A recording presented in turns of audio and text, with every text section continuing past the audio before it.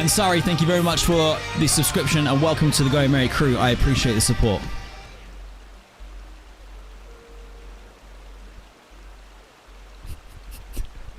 Phoenix.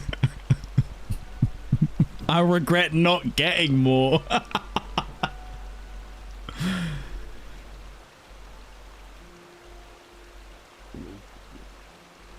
When you get a tummy ache tomorrow, I hope you know that good people tried to stop you.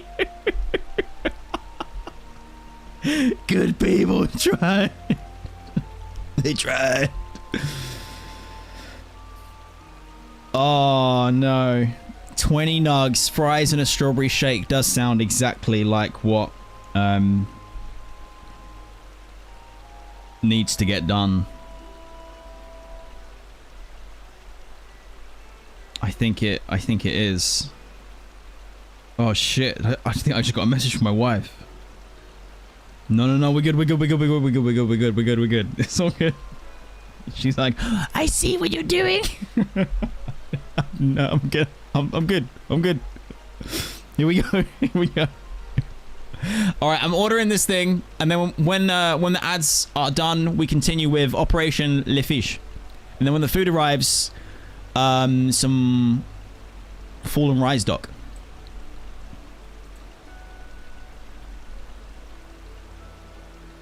There is no such thing as a non-evil Lala. What the fuck? What the fuck lies are being typed in my chat?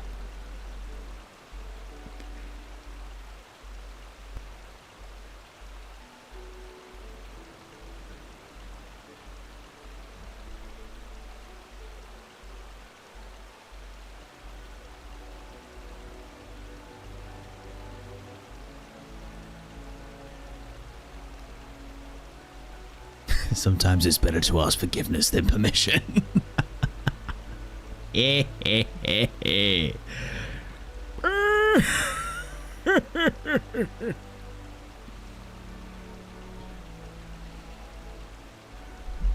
Excellent. Success. Hold up, where the fuck did I order this from?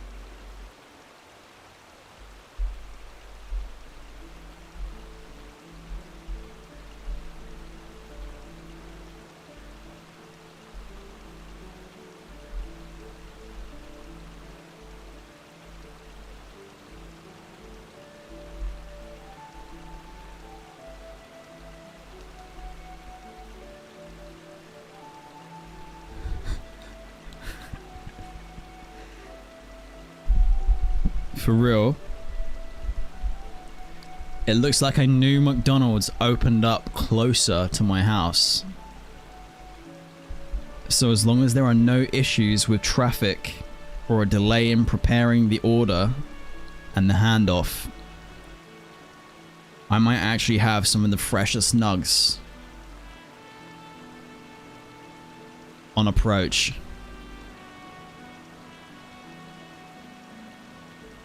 I have never been this lucky before in my life. God damn.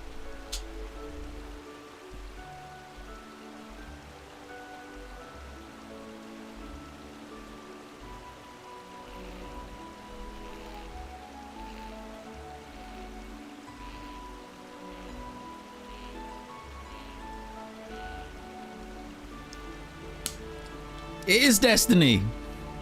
It legit, straight up. I have been blessed by Ronald McDonald. He said, Redzy, listen to your chat. Order the nuggies. And I was like, yes, sir. Yes, sir. Yes, sir.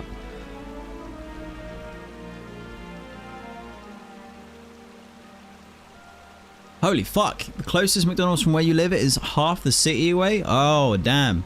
I mean, it's good for your health.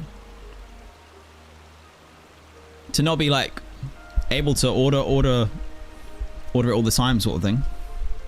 There is that benefit. All right, Prey. Return to the stream.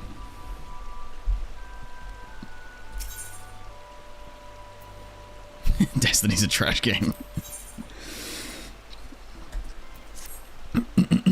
Your goblin-friendly friend was looking for you earlier, and he was hoping that you'd make his fishiest fantasies come true. I'm not so sure that you can have me say that on the stream. Please. He recalled a dish that tickled his fancy some years ago and now needs you to procure the necessary fish for him. The desert catfish, as it apparently called, is indigenous to, and this is the truly mind-boggling part, the desert of all places. I'm finally gonna go sand fishing. Toxic spoke of a trapper named Ugoromuli, who'd fished one out of the forgotten springs in the southern reaches of Thanalan. If you want that catfish, you best go speak to her. Nani. Alright, let's go. Livana, enjoy your weekly raid. Hope it goes well. And Sarah, thank you for coming by and hanging out. Have a good night and take care.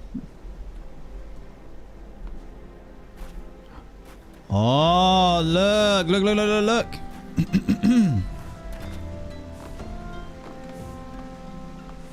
A secret McDonald's worker. Hidden. In plain sight. What is going on with my FPS? Yeah, look. What? What the hell is that?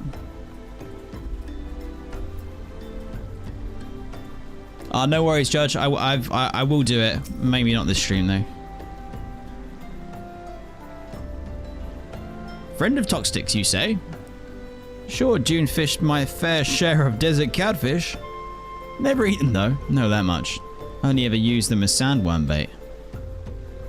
Thought of eating desert catfish hasn't occurred to me until the goblin devoured it before my eyes. Still wouldn't touch them myself. Different fish for different folk, as they say. No problem. Fishing them out though. Can't even tell you how it's done. Just comes down to the right bait in the right place. Nothing to it really. Really? Are you seriously? Easy as dropping a line with some sand leeches and then fishing hole east of Biogrot Strike near the Amaljar encampment. Not the same as sea fishing here in the dunes, mind you. Real test of your reel out there. Trick is to hold on when it fails. Only takes one to make a day's haul. Good hunting. Wait, yeah, I mean, we do need the fish per second, right? Alright, hold on a minute.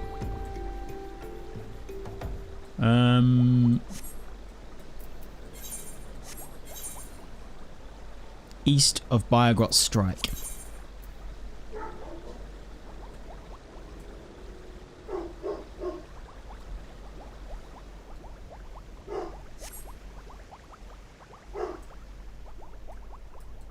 I'm coming. You might need an older GPU. Your 1660 Super is fine, while the 30 series have FPS drops. That's fucking crazy. What? Why must I suffer this way? Right, before I continue, I'm gonna go see what the Bork is all about with the boy. See what's going on. BRB.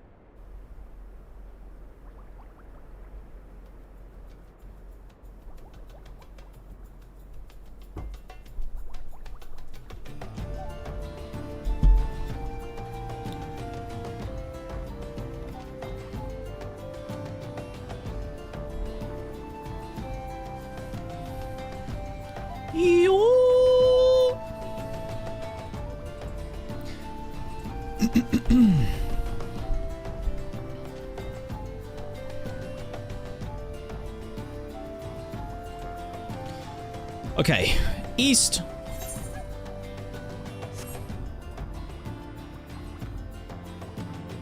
Maybe I fish here off the edge.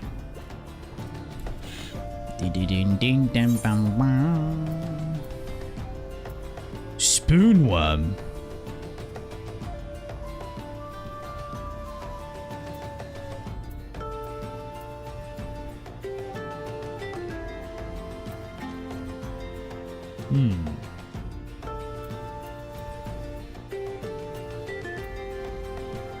I have no idea what to use. I'm just going to try fish.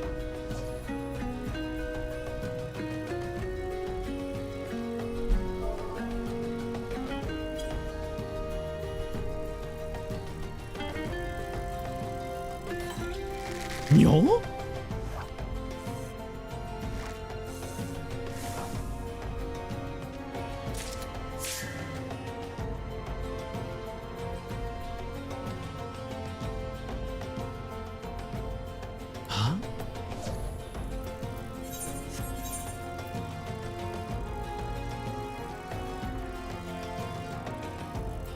I need sand leeches.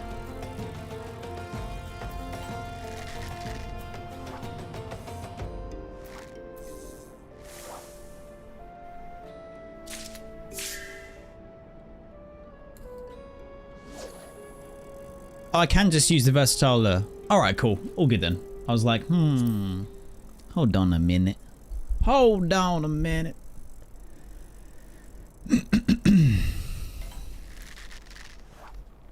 We just fishing in the dunes of sand, looking for a desert catfish.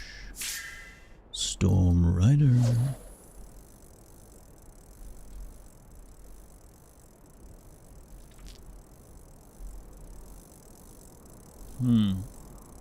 So we have previously watched episode 1 and 2 of the Fall and Rise documentary, haven't we? So today we'll be continuing on from episode 3? Question mark?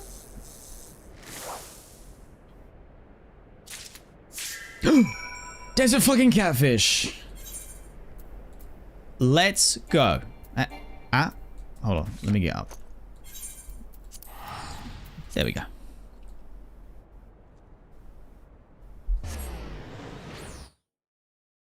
Oh, that's good to know. Thank you, Thunder Bunny. Thank you, thank you.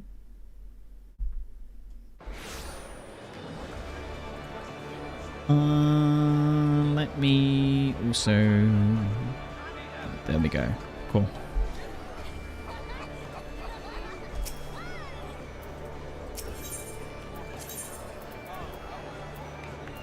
To the Fisherman's Guild.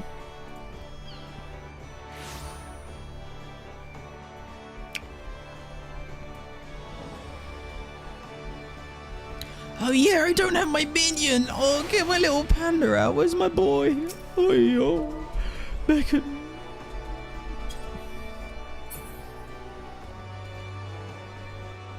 There's my boy.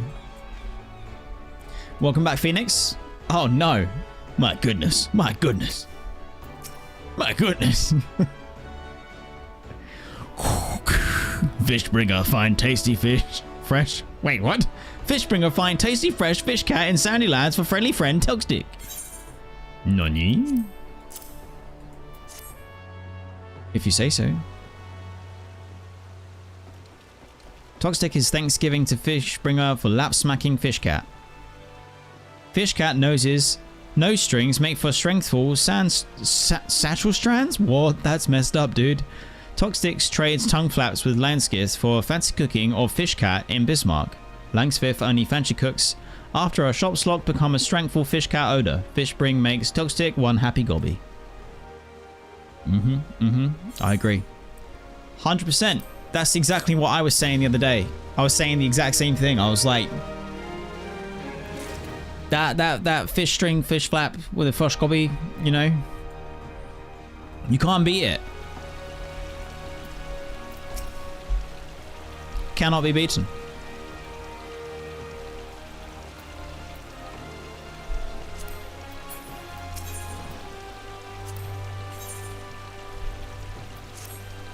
Just the fish I was hoping to see. Uncanny timing as always. The celebrity you've achieved has resulted in more obscure requests than I know what to do with.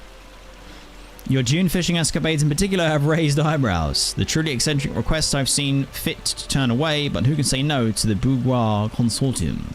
I, for one, cannot, but perhaps you'll have something else to say when you speak with Sybil. She'll be waiting for you outside the guild. Hello? Ah, Redzy, I take it. The legend said that you were rugged, but failed to mention how delectable you are as well. Nani? Hi. How's it going? I have no doubt that our time together will be advantageous to us both. To business then. I want you to bring me Raincallers from Gridania's Jadeite Flood. However, there's a catch to this catch. The Raincallers spend most of their time lying dormant on the bed of the water, only active when the rains come. Keep an eye on the skies, and you'll need the fish to be aroused so that they'll bite the bait. Stem board is the most effective, or so I'm told. Okay, it's raining now.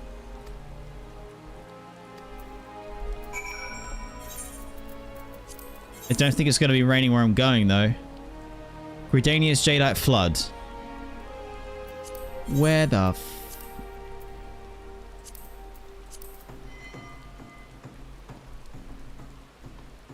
Where the fuck is that?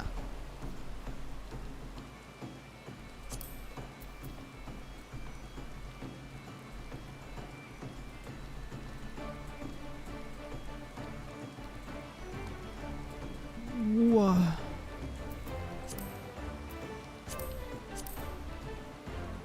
Old Gridania or new Gridania? Surely not.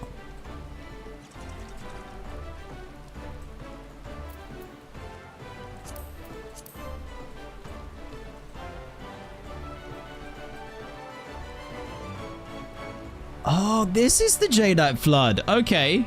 Alright. Okay, this is how you know it's the blessed run. If we get there and it's raining there too, it's GG, well played. I don't hear any rain sounds loading in. Fuck, it's the sunniest day it's ever been in Gridania. Son of a bitch. Why? Oh my god. You gotta be kidding me. They've never had clearer sky. Look at this shit. Are you kidding? It has never been nicer. Ah, shit.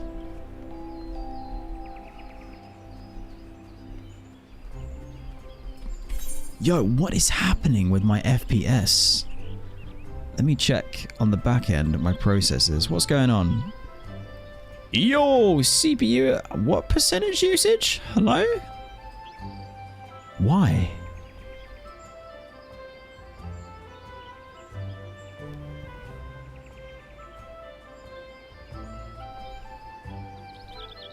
No, that makes no damn sense.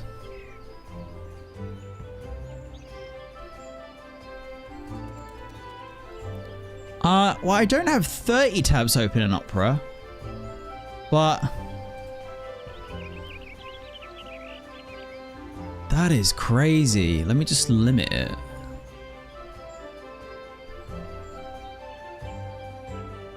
CPU limiter activate.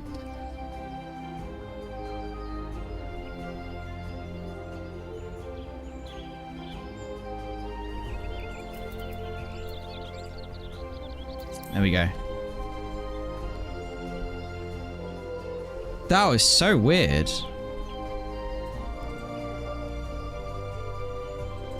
Yeah, so I needed some real gloomy weather, and it's kind of just the perfect day here. Bit of a bummer. Speak with the Skywatcher NPCs to learn if the weather will change. Skywatcher NPCs. Skywatcher NPCs? Do the rain dance?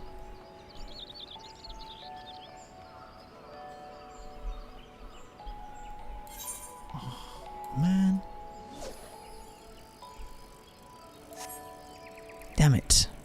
Oh, wait. So the Skywatcher NPCs are close to the Aetheryte. Okay, I'll have a look.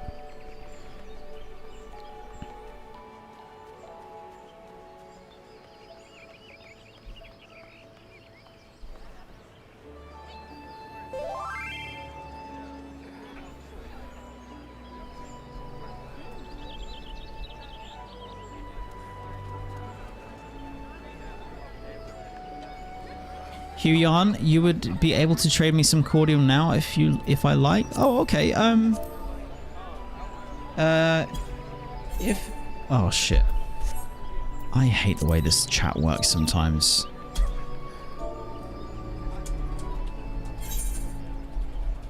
If it wasn't too expensive,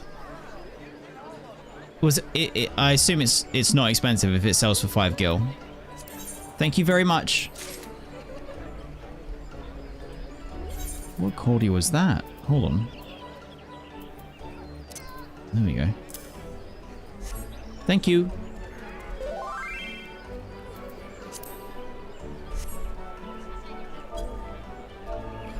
Oh god, I don't understand the way that replying works in GameTel sometimes. I press reply and it just opens up a chat to someone else.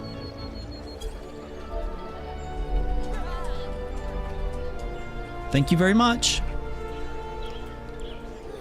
Yeah, so there's a Skywatcher near the Aetherites.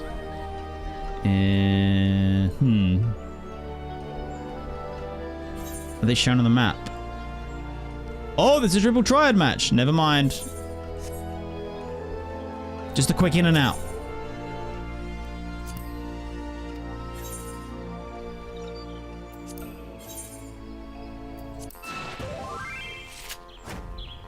Thank you for the link, Lumpy.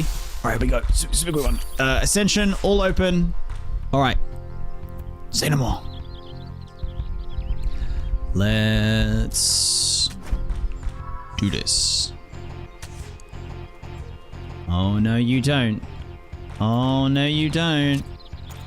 Oh, yeah, you do. Nice. Got him. Shit. Mistakes were made. Oh, mistakes were made. Yeah. Get riggedy wrecked. Just one more.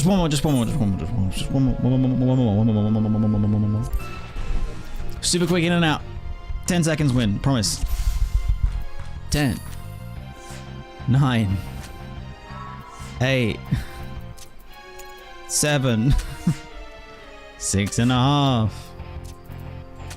6. 5. Shit.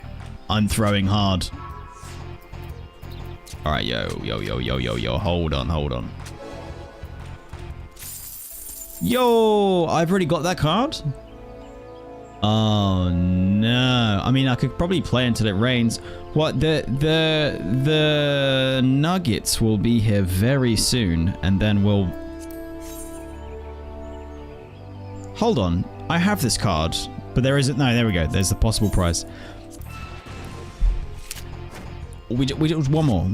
We're going to get it this time.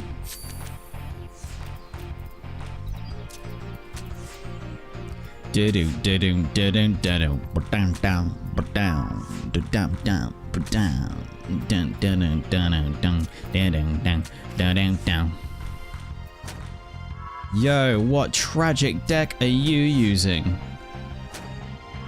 Oh, you did good actually there. That was good.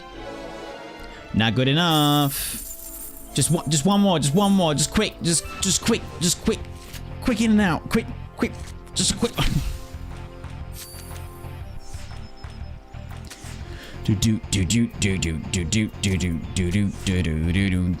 How did I get the Terra card? I don't remember specifically where she's from, but I basically started going through the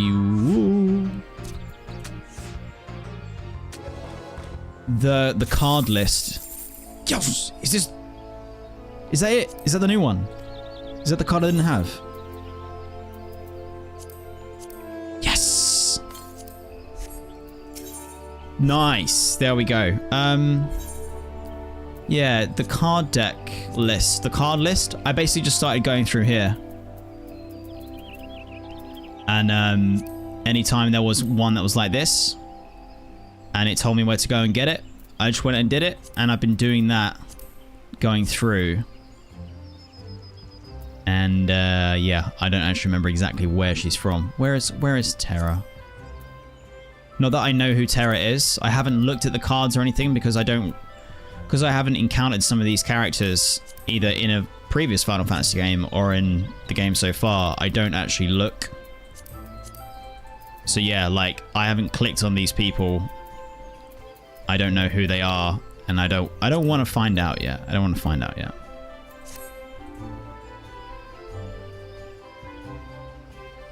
I have so many cards already. Not enough though. Not enough, as there is an ongoing struggle to collect them all. It's gonna take me a while, I'm sure, but I will do it. I will. So where's the...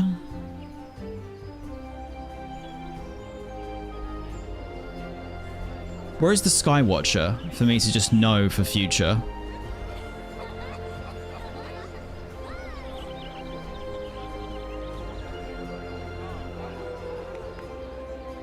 It's the Chocobo on the map? Oh. I can speak to the porter. Really?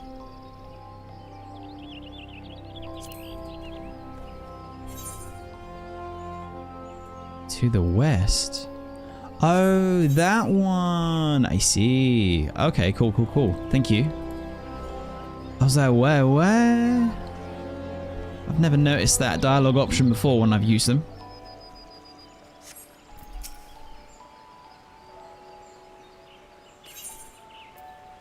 Oh. Fair skies. Oh shit. It's not looking good for me. No rain. No rain coming.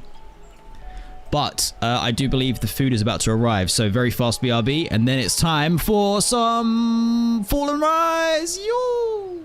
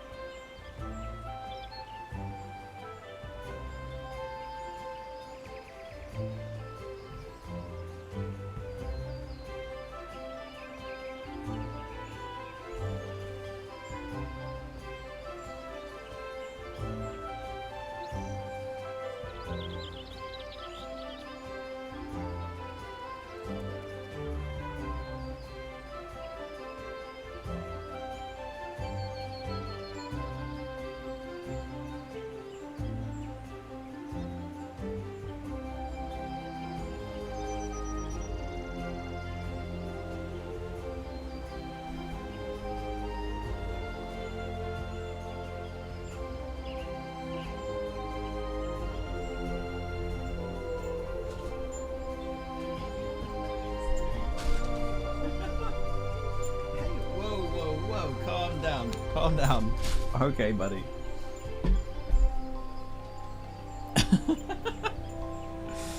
Yo.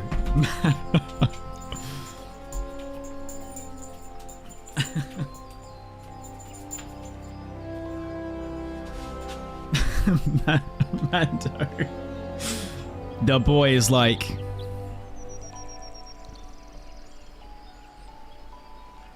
Hey, yo. I heard there was some nugs. You can't be sitting there looking that cute. Buddy, please, I'm begging you, man. He voted yes. He voted yes, 100%.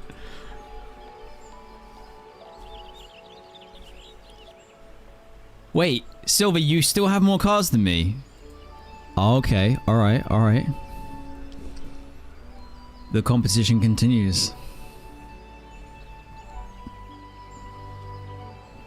The next window's in 55 minutes. Oh, shit, okay. Yes, he is a red Labrador. He's a fox red. Watch out, buddy. Alright, lay down. Good boy, okay.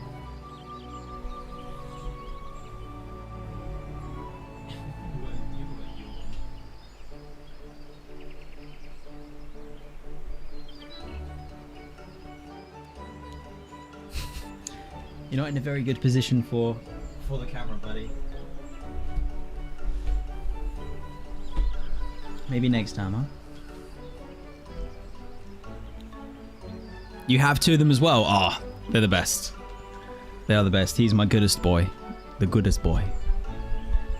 Easy, buddy. He's like, yeah, I'm so good. Now give me some of them nugs. Hook me up. Okay.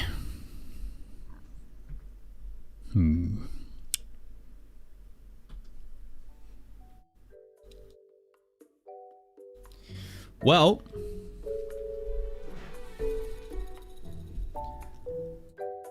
the time has come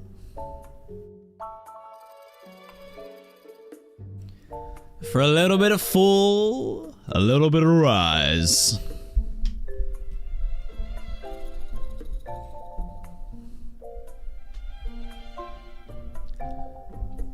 I might need to undo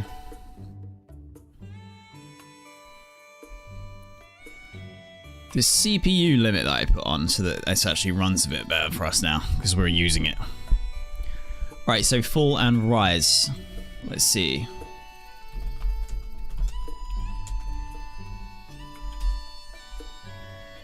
Do.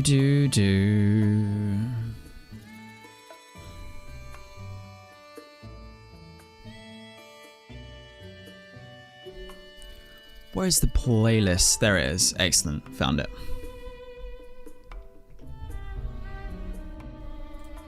Okay. So we watched episode 1, we watched episode 2, and now we have episode 3.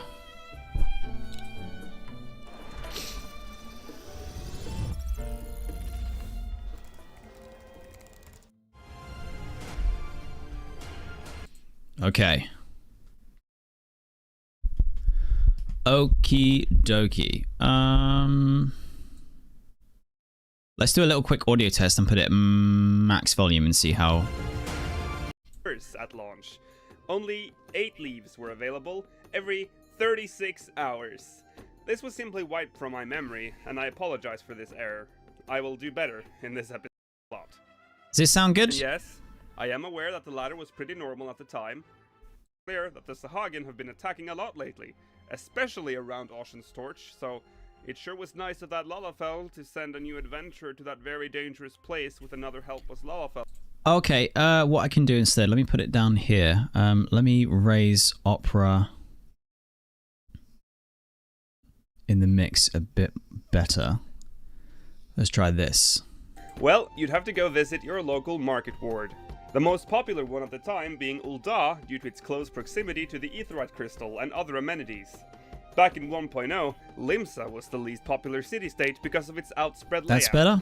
And yeah. where you would now find the Aetheryte Plaza in Realm Reborn, there used to be nothing. except for this. Okay, cool. Well, at least that's that's sorted out now. Buddy, I'm so sorry, but I must eat these nuggets to save us. I'm sorry. He's like, please don't do this to me, Dad. Come on, please. Come on, don't do this to me. So, full screen. Oh, baby boy. He's just like, no.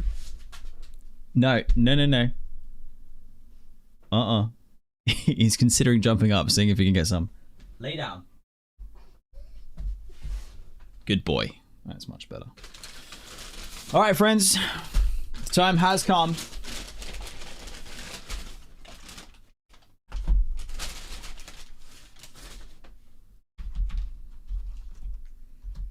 The time has come.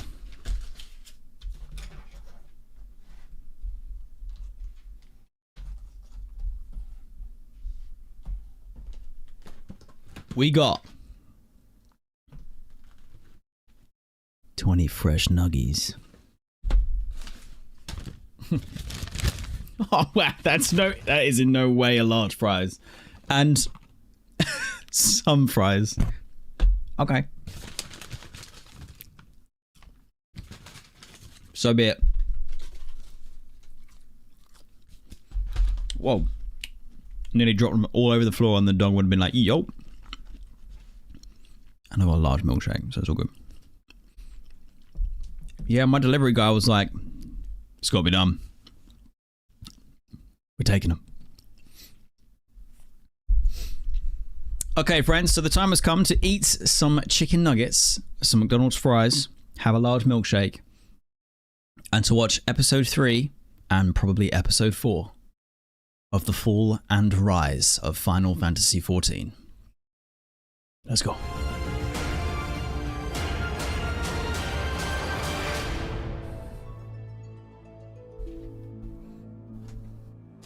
Hello, Eorzeans. Hello. Welcome back to the fall and rise of Final Fantasy XIV.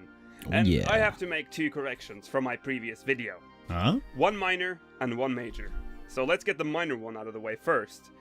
There were forums during the alpha and beta tests, but not at launch. This was just a silly error that I didn't catch while condensing my script. So no problem. Yeah, forums during testing, no forums at launch.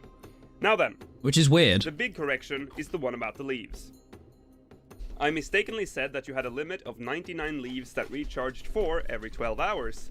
Well, it was actually worse at launch.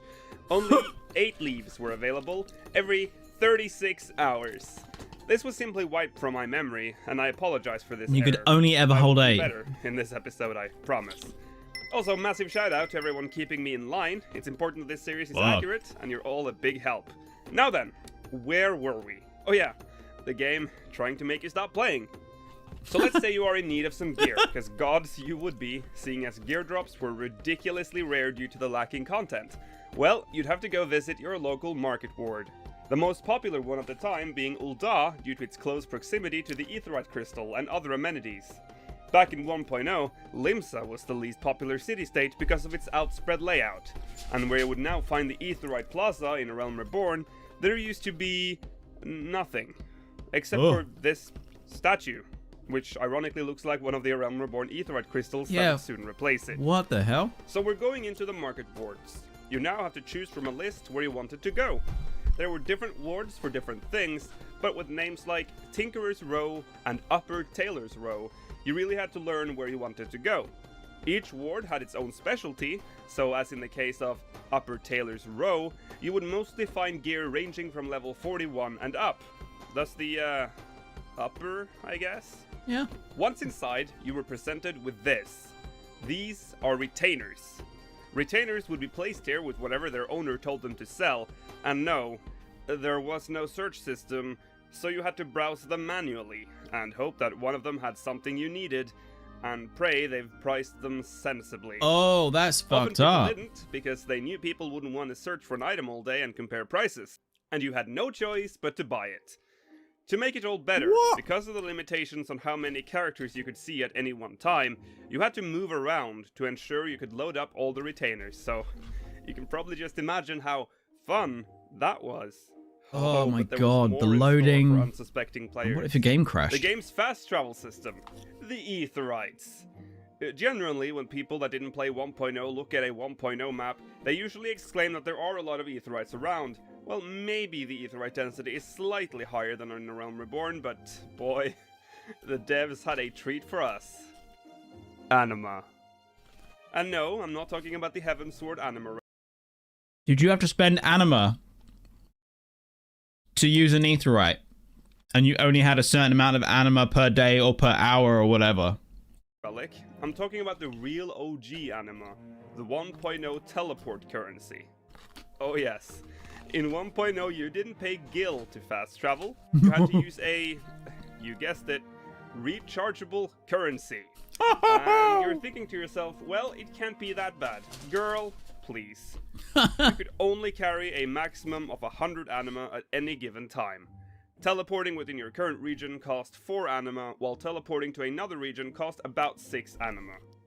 Fair enough, you think, but how fast does the anima recharge? Well, hold on tight. You'd get 1 anima every 4 hours. I can't even comment on that. What? Well, Lukiel, you say, why didn't you just use your chocobo to get around? Yes, sure, there were chocobos around. You could see them in every city-state. Oh my god. Sure, they had saddles and the whole setup there, but hey, who needs to actually ride them, right? Right? Yeah, that's right. In Final Fantasy XIV 1.0, you couldn't ride chocobos. They were just unfinished decorations in the city-states with no actual functionality whatsoever. No. So that meant you had to actually walk. Ooh. The Black Shroud. On foot. With that maze. Physically moving from this point Oh. to this point. Oh. On foot. Why? Yeah, why? Well, okay. Let's take a few steps back and look at one of the assets that was sure to be one of the redeeming qualities of this game. The trademark all Final Fantasies pride themselves with. The main story. Well, the opening cinematics for the initial city-states sure seemed to tease one hell of an interesting main story plot. But the air is quickly kicked out of it after the first initial quest. What seems like a great engaging story with lots of interesting and intriguing plot devices is soon replaced with dull and empty quests involving shallow NPCs you never see again, and fetch quests with little to no relevance to the plot. And yes, I am aware that the latter was pretty normal at the time, Yeah, but but the reason why these fetch quests were especially infuriating was that the main story was spread so thin, you could go as long as 10 levels before actually unlocking a main story quest. And then hey, fetch quest with no actual relevance. And you're thinking, 10 levels? Pfft, get good, scrub. and no mount. You've clearly forgotten about the 8 leave quests every 36 hours, the lack of mobs in the overworld, and the fatigue system. And one free All in all, the teleport main story every was 16 hours. That's overall terrible. flat and not very interesting. Sure, there were some instances where the main story was intriguing, but all in all, it felt rushed and thin. To 1.0's credit though, the first part of the main story is actually split into 3 different versions, depending on what city-state you choose to start in. So to sum up the main storyline for 1.0, I'm going to use Limsa Lominsa's storyline as our starting point, and I'll explain it in broad strokes until it merges with the unified main storyline. I'm actually considering making a 1.0 story summary video in the future. Let me know in the comments if you're interested. For Ooh, now, I'll yeah, just I'm go through interested. key plot points in Did you do 1.0 it? Limsa storyline. What? Okay, here we go. You, the adventurer, wakes up in a ship, hearing a soft singing voice. Yet despite clearly hearing someone, you cannot see anyone fitting that voice around you. The voice calls out the ever-famous words, hear, feel, think. You start exploring the ship, and eventually you walk out on deck. And hey, foreshadowing meteor shower. Oh. Then the ship gets attacked by jellyfish. You meet Y'shtola and Stallman, and together you fight the jellyfish. But hey, sea serpent! You finally arrive in What? Limsa Lominsa, and everything is great. Some stupid Lalafell in the Fisherman's Guild asks you to escort another stupid Lalafell to Ocean's Torch. Hey, But when you know it, that's what there I are go. dead bodies everywhere, and 2 shady blokes standing around. Apparently one of the guys wants to make an agreement with the Sahagins, but then they spot you, and they leave. Shit. You head back into town, and it becomes clear that the Sahagin have been attacking a lot lately, especially around Ocean's Torch, so it sure was nice of that Lalafell to send a new adventurer to that very dangerous place with another helpless Lalafell, huh? Lala's evil. Huh. Anyway, you meet Badron, and he starts telling you about a place called Seal Rock, a mysterious island that is famous among Badron is one of my favorite characters from early era. Anyway, you meet up with Y'shtola again, and she tells you she's looking for a shadowless man that apparently stands accused for murdering Sahagins and basically being the reason why the Sahagin are so enraged. Badron tells us that the Lalafell we escorted earlier, Sisyphu, wants to talk to you. Sisyphu, being a fisher herself, reveals a very secret fishing hole and asks to meet there. When you finally meet up there, hey, wouldn't you know it, Stallman, the first squadron commodore you met on deck in the beginning cutscene, is here. Stallman tells us who he thinks is the perpetrator behind the Sahagin killings, a guy called Emmerich. This Sahagin drama continues for a while, and there is some fighting, lots of deaths, and pretty cool all-female pirate crew that shows up. There's also a brief moment in the story where we get a good look at the musketeer class. Was that Rosewin? Never get. Also, just an important. Is in one of the pirates who falls in love with one of the other pirates that we do in the 1.0 Arcanist main hand. In 1.0 Arcanists or Arcanists, we're supposed to wield a staff, what you call it? Not a book. Mate, yeah, I'm sorry, I'm eating. To carry one. Well, yeah. Oh yes. At one point, see, guys, I'm paying attention. To find Y'shtola engaged in a battle with Stallman. Stallman has found the supposed key to Seal Rock, but does not know how to use it. He wants Y'shtola to tell him, but she refuses, and battle ensues. Ooh. You are suddenly blinded by a bright light, and you find yourself alone. Well, until you start looking around, and you finally witness Stallman and two other shady dudes in a rushed conversation about planning to claim the treasures of Seal Rock for their own gain. Y'shtola appears before you and explains that you both possess the ability to view the happenings of the past, the Echo. And again, we're served with some great unintentional foreshadowing. Something ain't right. Yo. But Y'shtola in ARR 2.0 doesn't have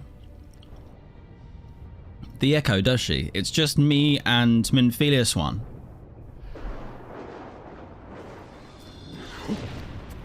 Ooh.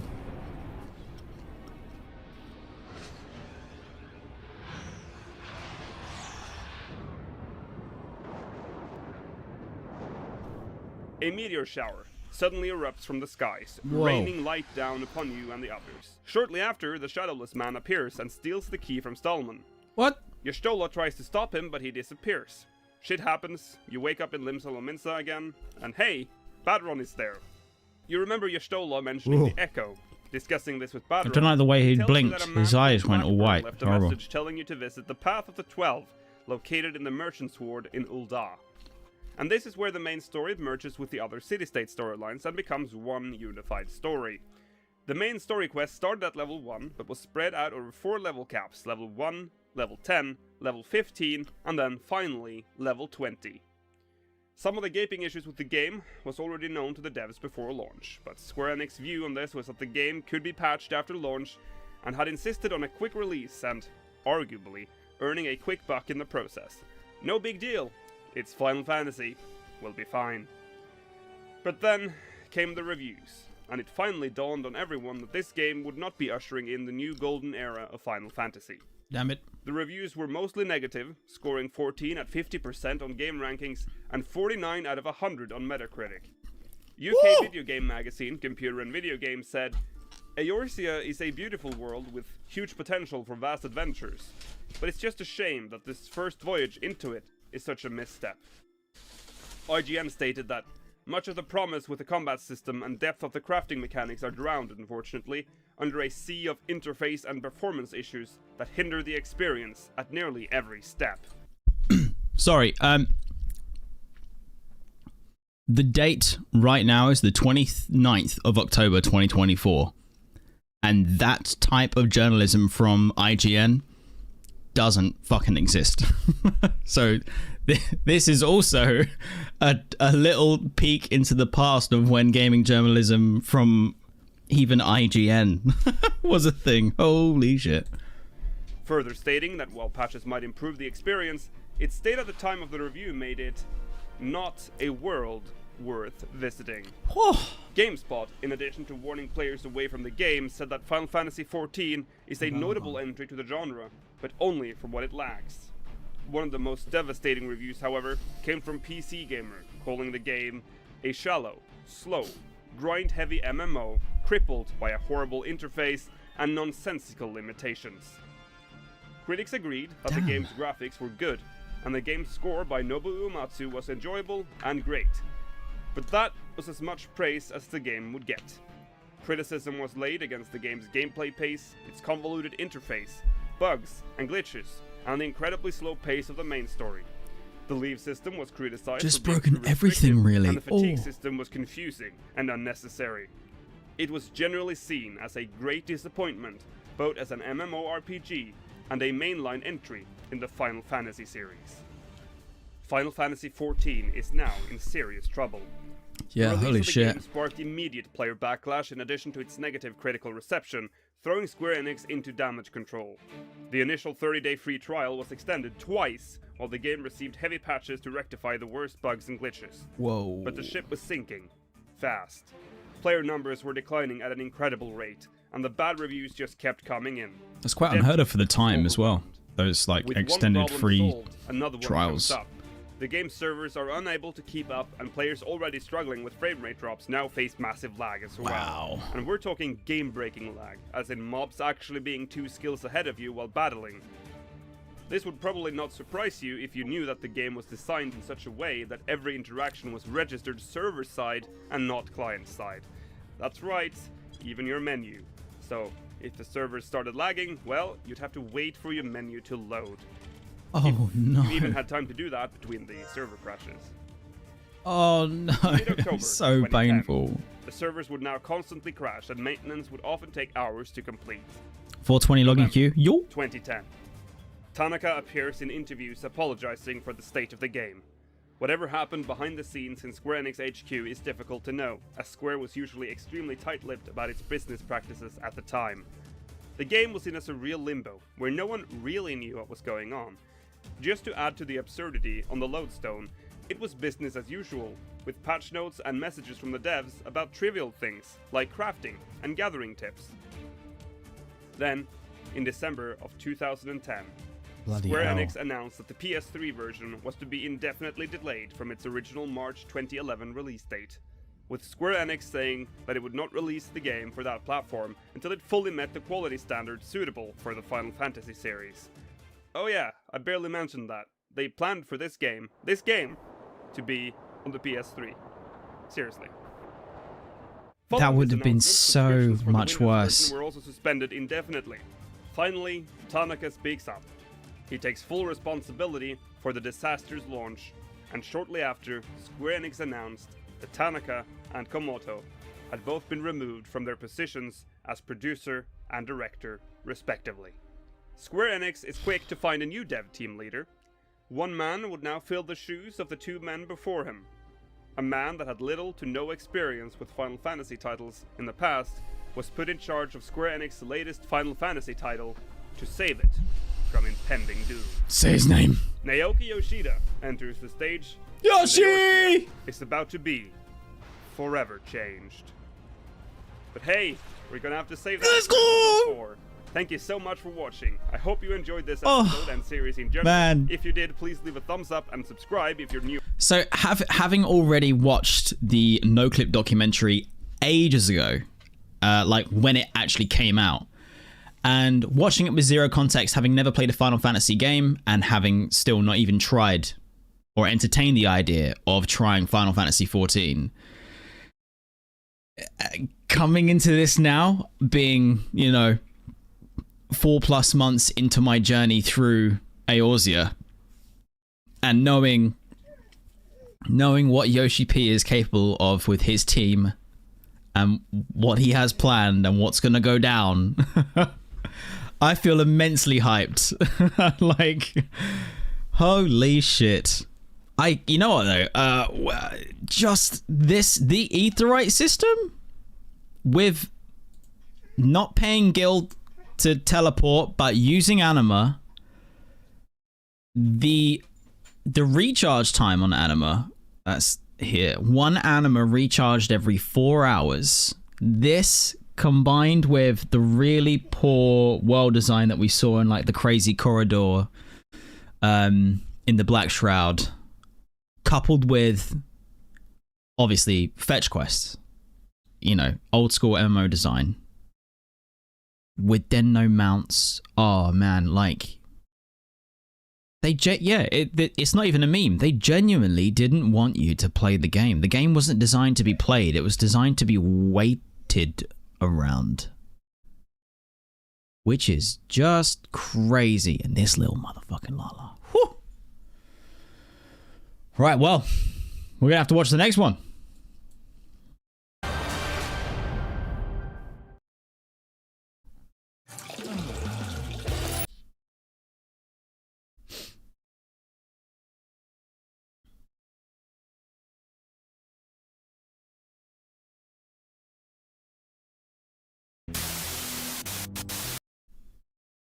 Cool. Episode 4. All right, one sec. I'm gonna have to give my doggo a treat because he's been such a good boy. He's been such a good boy, and he only squeaked a little bit, but he look. He's like, "Don't you love me?" Hey, Bobby boys. I'll give you a little chin scratch. Little chin scratch. Maybe do you want a treat? Go on in, on your bed. Go on in. Alright. Super duper quick BRB.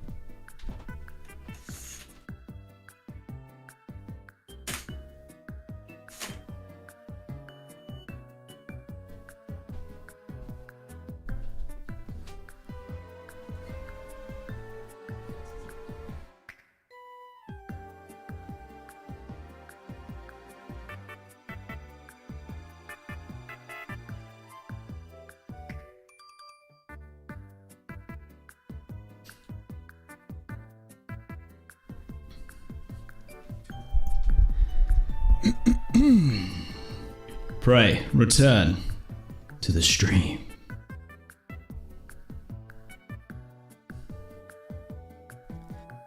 How long is this episode? 17 minutes, 46 seconds. I'll get ads that start in 4 minutes and 3 snoozes left. Let me just use all the snoozes and see what happens. Oh shit. Hold on, 14 minutes. We might be able to do it. 18 minutes. All right, go. Let's get right down to it. Here we go. Unless you've got the patience of Job or some kind of masochist, you shouldn't play Final Fantasy XIV. Maybe in the months and years to come, You shouldn't play it. Enough patches to clean up the interface and iron out its technical issues. But as of right now, this is not a world worth visiting. 実はまるでないハットじゃん。ファイナルファンタジーシリーズのどっちかというとプレイヤーの方が圧倒的に Realm Reborn is the first Final Fantasy title I've worked on. Yoshi.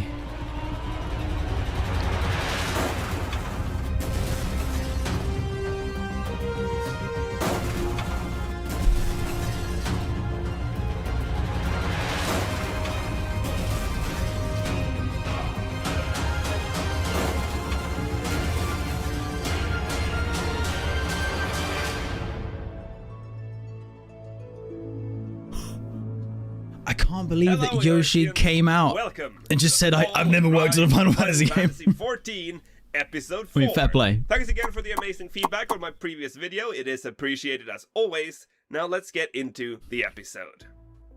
The Final Fantasy XIV dev team is being restructured. While Hiromichi Tanaka is removed as producer, Nobuaki Komoto was moved over from director to lead game designer, and thus continues to serve the game. Massive shifts in the overall structure of the dev team occurred, leaving few remaining of the original dev team. Naoki Yoshida was to lead the new dev team into battle. He knew the game had issues, but once he was made aware of the technical aspects of the game, it became clear that he was dealt a losing hand. Just looking at the crafting and gathering system shows... Okay, I'm gonna start this again. I'm going to run ads. We're not gonna get it done in time, and the start of the video has people arguing in chat above. Please just whatever it is that you are disagreeing about, just get over it. It's not real, it doesn't exist, we're all good. We all have Final Fantasy XIV. It's all good. But yeah, I don't want to risk I don't want to risk having like the arguments in my chat above there on my video. So we'll just run again, because I also could see that if I was to pause the video to talk at any moment, an advertisement would run mid watching, which is not fun.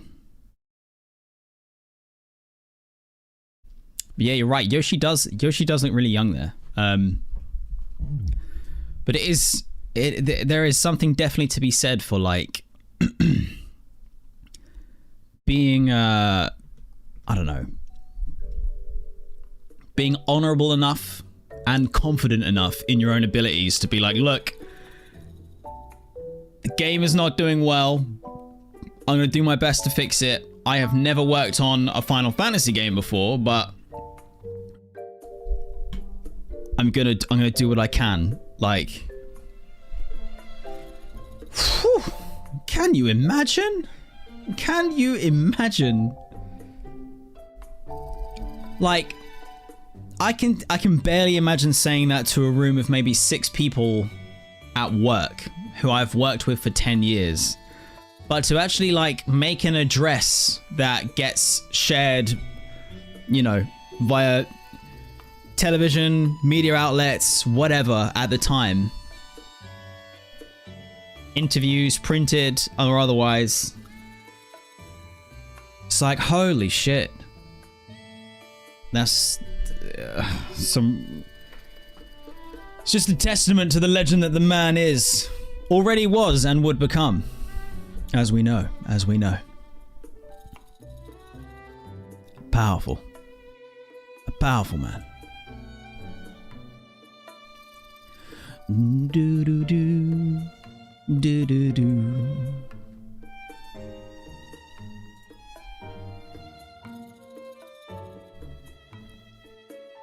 I still don't understand how, like, this episode, for example, has 173,000 views from 7 years ago. Where the fuck is the YouTube algorithm? Like, this needs to be 5.10 billion views. I don't know. It needs to be a number higher than this. That's unreal.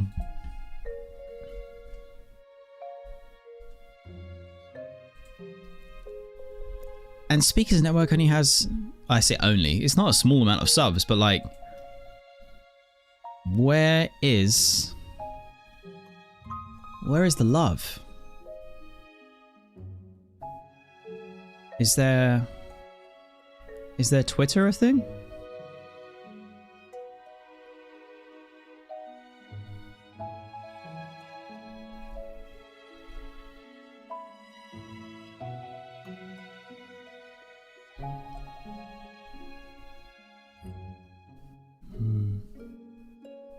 So they are still going, right?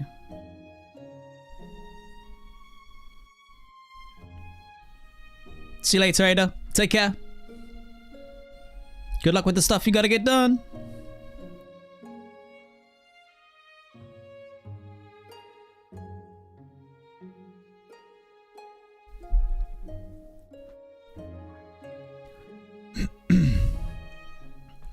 Okay, ads are over. Pray, return to the stream.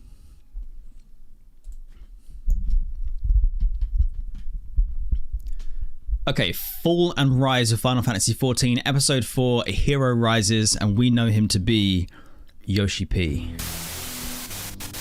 Let's get right down to it. Unless you've got the patience of Job or some kind of masochist, you shouldn't play Final Fantasy XIV. GameSpot. In the months and years to come, Square Enix will issue enough patches to clean up the interface and iron out its technical issues, but as of right now, this is not a world worth visiting. 実はまるでない。 I have a long history as a player, but as a developer, プレイヤーの方が A Realm Reborn is the first Final Fantasy title Final Fantasy XIV で I've worked on. Final Fantasy シリーズの制作に携わった。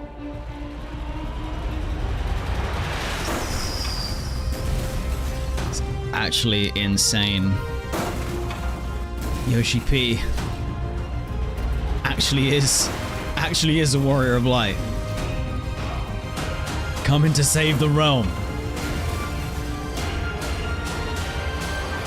Oh, it's such a good intro, man. So hyped. Hello, Eorzeans! Welcome to the Fall and Rise of Final Fantasy XIV, Episode 4. Thanks again for the amazing feedback on my previous video, it is appreciated as always. Now let's get into the episode.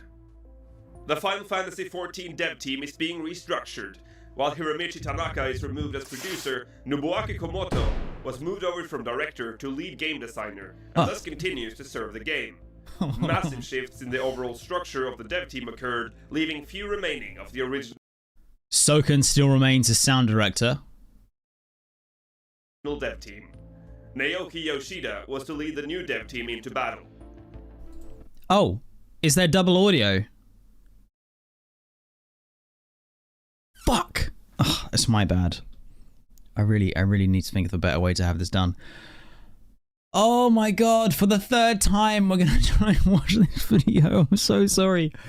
The Fall and Rise of Final Fantasy XIV, Episode 4, Hero Rises, and we know him to be Yoshi Let's P. get right down to it. Unless you've got the patience of Job or some kind of masochist, you shouldn't play Final Fantasy XIV.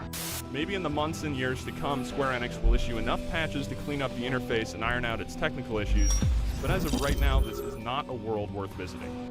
実はまるでない。初めてファイナルファンタジーシリーズのまあ Long history as a player, but as a developer, A Realm Reborn is the first Final Fantasy title I've worked on. で初めてファイナルファンタジーシリーズの制作に携わった。 I've said it before, I'll say it again, that's still crazy. Still crazy.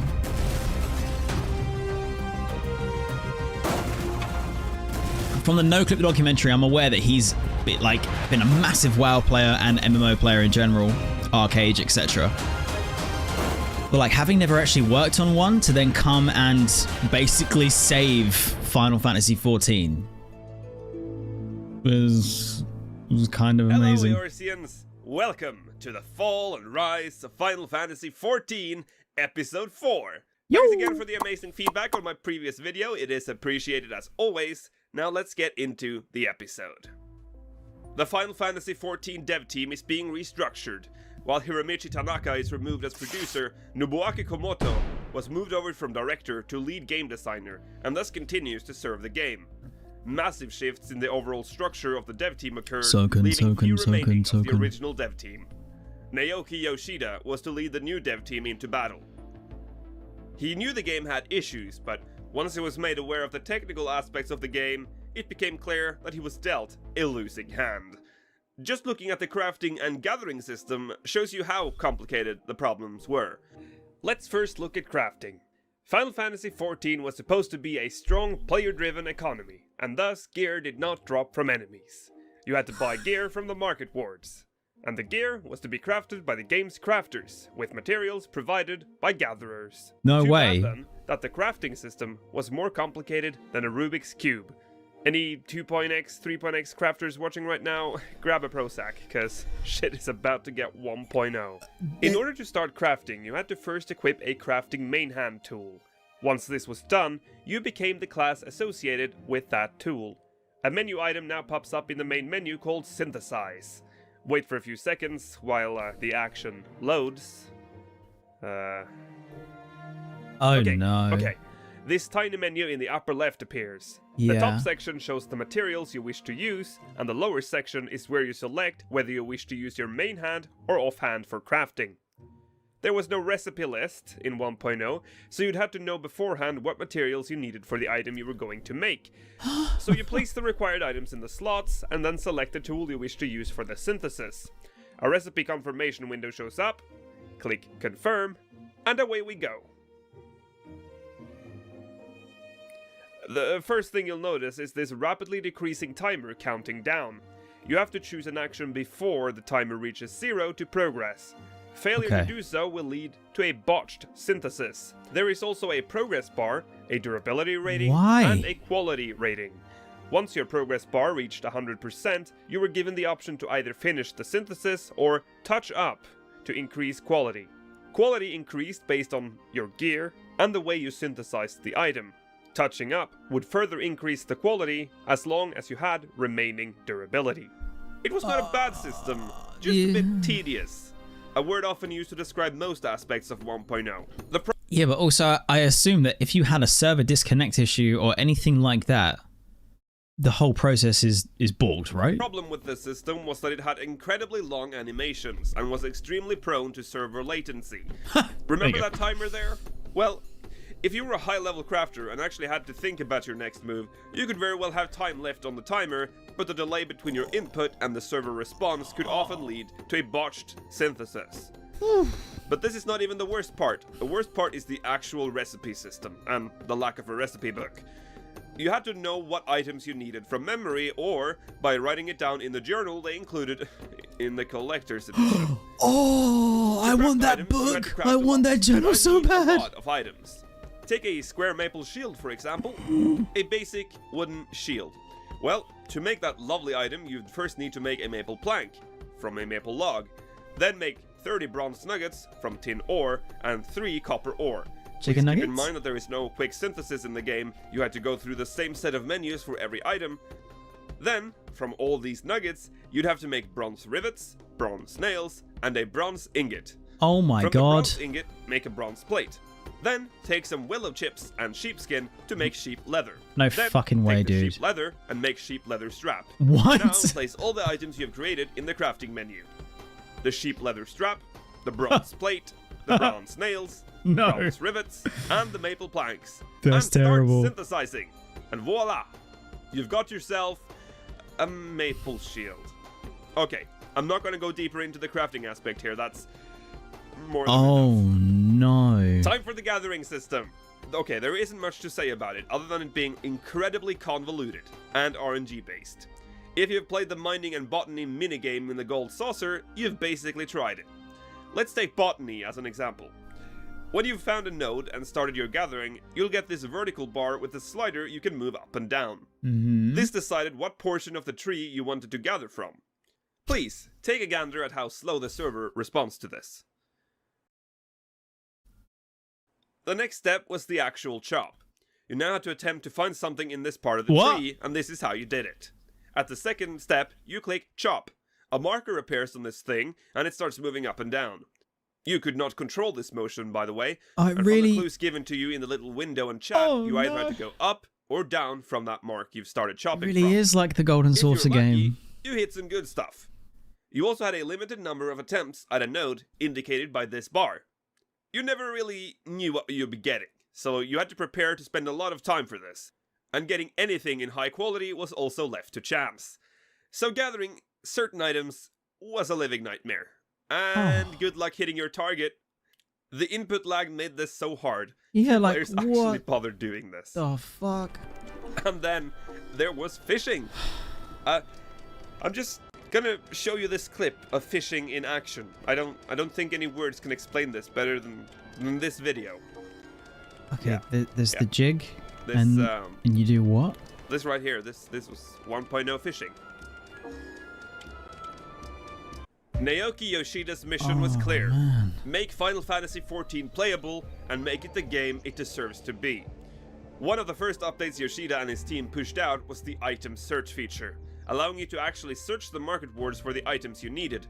In addition to this, the wards were renamed to more easily reflect what they contained, making purchasing items a slightly easier task. Another thing that was added early It's was like a basic quality of life functionality. Rowena, and her elegant runestone system. These stones dropped from faction leave quests and could be exchanged for gear. Finally, an alternate way of obtaining this.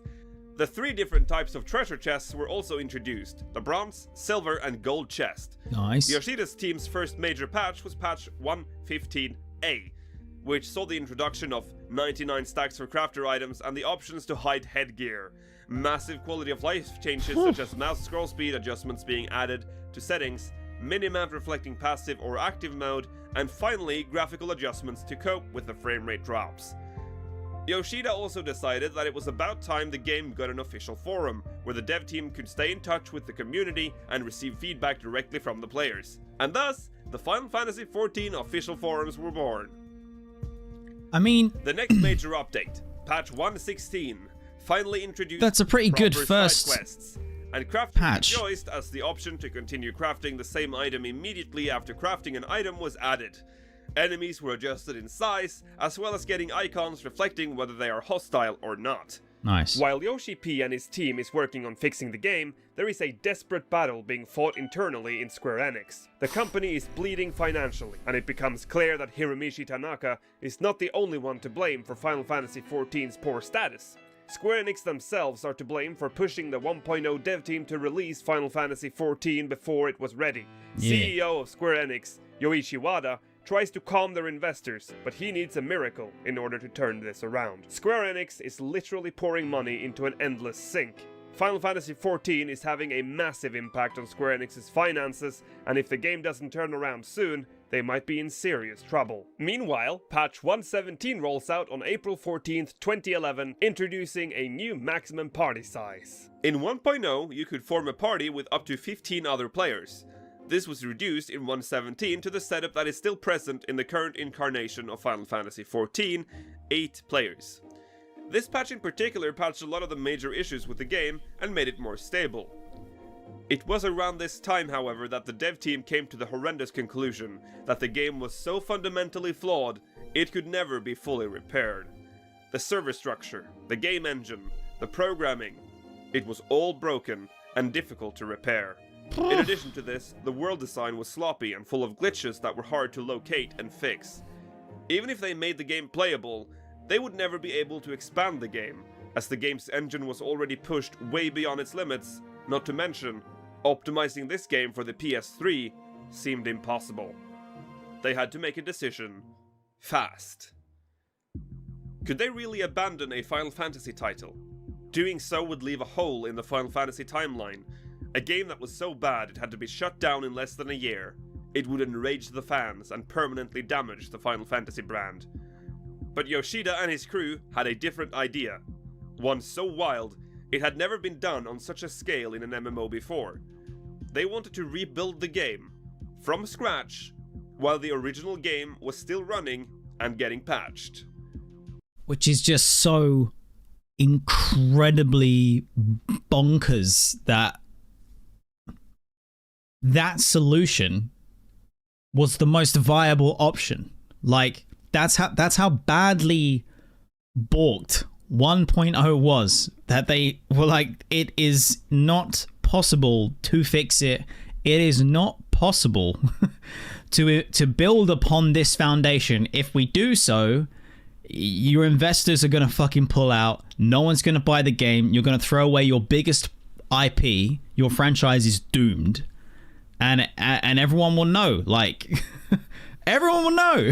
So the best thing we can do is just fucking build a new one. Like, that is crazy. That there is never ever gonna be a situation.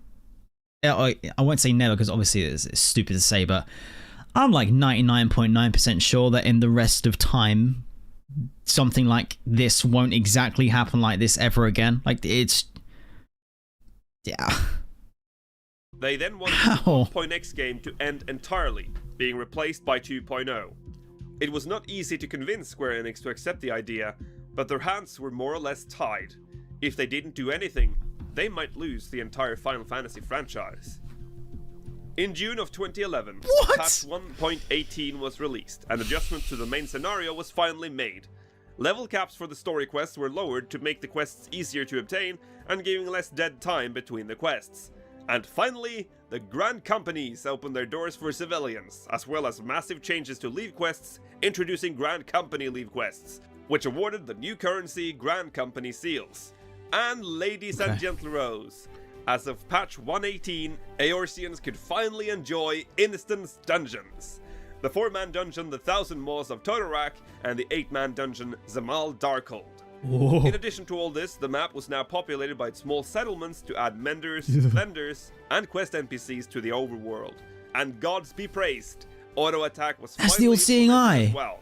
Actually, 118 was probably the point where the game started to become playable, as it provided some much needed adjustments to all the classes in the game. In fact, this patch is so massive They I kept can't even that. list them here. So, link to this patch in the description if you're interested. What the After the release of fuck? this patch, a sense of relief was slowly making I didn't realize how old those instances were. Community. The game was surely on the rise again. The game still had no subscription model, so the game saw a slight increase in the player base as a result. But the game was still not doing anywhere near as good as expected. Square Enix greenlights Yoshida's plan to reboot the game, and Yoshida soon meets up with the main scenario team. For 1.0, Yoshida had envisioned an end-of-the-world event, but was unsure how to initiate such a scenario. One of Heidelin's moons, Dalamud, was originally intended to be used in a future content patch or expansion, but Naoki Yoshida asked the scenario team if it was okay to bring the moon down to end 1.0, and he got the thumbs up to do so. As patch 119 was released. On the game's 1-year anniversary, Dalamud, which had previously been a tiny white speck in the sky, finally changed color to a weak red. Ooh. The plan is now officially in motion. In addition to this, hey! Personal chocobos were finally introduced. Yes! During TGS in 2011, Square Excellent. CEO Yoichi Wada publicly apologized for the state of the game and said that the Final Fantasy brand had been greatly damaged. He continued by saying, "We'll continue with our reform work, which basically amounts to fully redoing the game, and hope to revive the Final Fantasy XIV that should have been released." At the time, it was assumed that fully redoing the game just meant heavy patching, but little did they know that Eorzea was edging ever closer to the game-ending calamity. 2 weeks later, Yoichi Wada posts on the Final Fantasy XIV homepage. He explains that they are moving forward in the updates, but that much still remains. Then he drops the bomb. The game will relaunch as version 2.0, not explaining how or what it entails, but the subscriptions were reinstated to help finance the relaunch. Meanwhile, the game would receive continuous updates. Version 2.0 did not get a definite launch date, but 2012 was used as a target year. Concept art for the relaunch and updates leading up to it was released, and slowly, hype was once again starting to build. Yes. In December of 2011, patch 120 was Ooh, released. it's bigger. Dalamud is now visibly bigger in the sky. Yeah. One major change that occurred with this patch was the abolishment of 2 independent leveling systems. Now being one unified level system. Hey, yo, I say it every time, right? But fuck these trees, yeah? These treants, okay? One class had to They go. look cool, but they're The just... Sentinel. An obscure class Nope. in Final Fantasy XIV, the Creep me out Sentinel now. was They creep me basically out. only used as a necessary subclass for Gladiator, as the Sentinel used shields to attack. Sentinel skills became Gladiator abilities, and the rest is history. Rest in peace, sweet prince. Farewell. In February of 2012, Square Enix announces that the server mergers will occur, and all players had 1 month to choose their new server before the merger.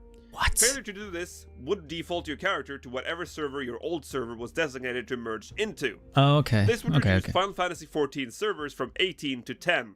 All worlds were renamed during the merger.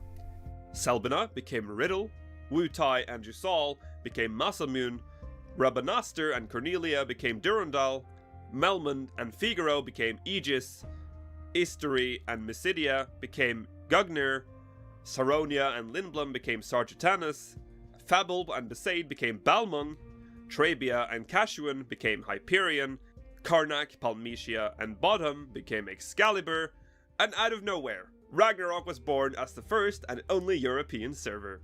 Hello, love.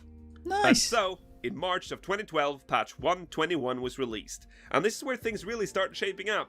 The job system is introduced, as well as 2 new dungeons, the Aurum Vale, and Cutter's Cry. Oh! The Ethernet shards pop up in all the city-states, making it easier to move around, and inns were implemented. No. At this point, Final Fantasy XIV starts to really come alive. No. The world seems more complex. There is more stuff to do, whether So you're yellow. or doing endgame content. And this is where most 1.0 fanboys, in lack of a better word, remembers the joys of the pre-Realm Reborn Final Fantasy XIV. The game still suffered from severe latency, optimization issues, bad performance, still lacking early and endgame content available, and of course, the bad publicity the game had received, resulting in low server populations. In the midst of all this, work is being done on 2.0. The early stages of development was focused on getting all the aesthetics and lore right.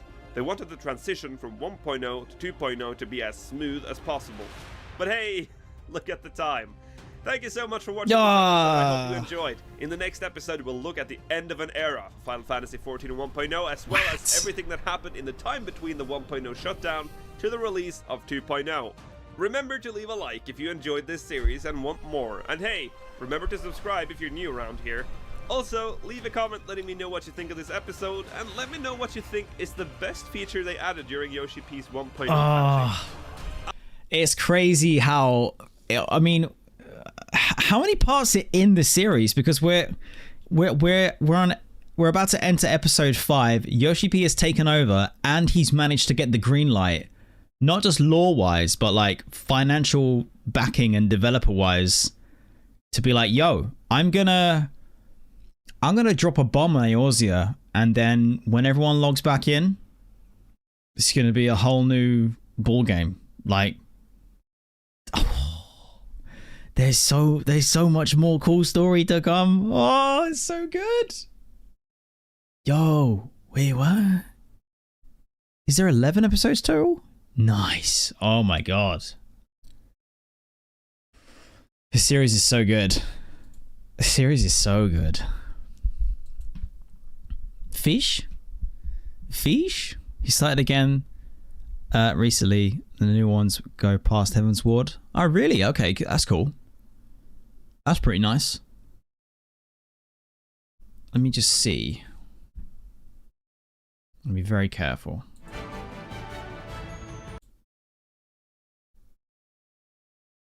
What was the most recent one? 5 days ago. Okay, yeah. So they discussed like, are these... Oh, these are podcast episodes. Right, okay. I should be careful.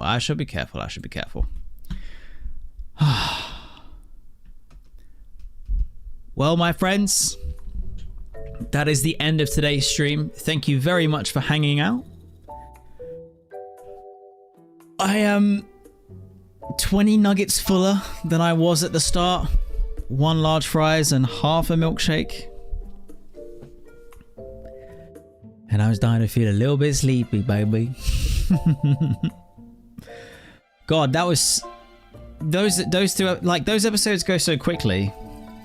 I wonder if the next time I watch more than 2 in one go. They are so good. But yeah, again, thank you very much for hanging out today, everyone. Really do appreciate it. Had some fun making some progress with the fishing. Still got plenty more fish to do, but it's a nice little chill activity that we can do. And of course, I actually want to do some more of the Moogle stuff and Fall Guys, but mostly the Moogle and maybe some PvP before that all fades away, because we're very close to entering November, which means that we're closer to the next patch and all that kind of stuff. But as a reminder that this week there is a change in our usual schedule. I won't be live on Sunday. Instead, we'll be live on... Is it Thursday is Halloween? It is Thursday, right? Yeah. So we'll be live on Thursday for Halloween. I will be dressed in some Halloween stuff. And we will be doing our Halloween community event stream. Like I'm doing a couple event giveaways basically for Halloween for the community. So where are we? I can't even navigate my own Discord sometimes. Here we go. Redzy Spooktober is going to have a spooky fashion contest and a haunted housing contest. And then we will be doing, I'll be picking people live on stream for first, second, and third places for the spooky fashion contest and the haunted housing contest. And yeah, I'm really looking forward to it. We got quite a few entries for the spooky fashion, and then the houses. I think I've got at least 5 houses to go and check out. So it's going to be quite fun and probably a little bit difficult for me to choose who's going to be the winner or whatever. But I'm going to be as fair as I can be.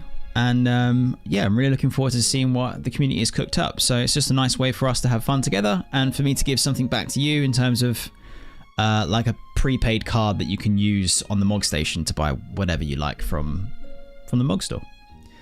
But that is it from me. So take care, be well, and stay spooky. And I will see you on Halloween for Redzy's Community Spooktober event. Till then, take care, and I'll see you next time. Bye-bye.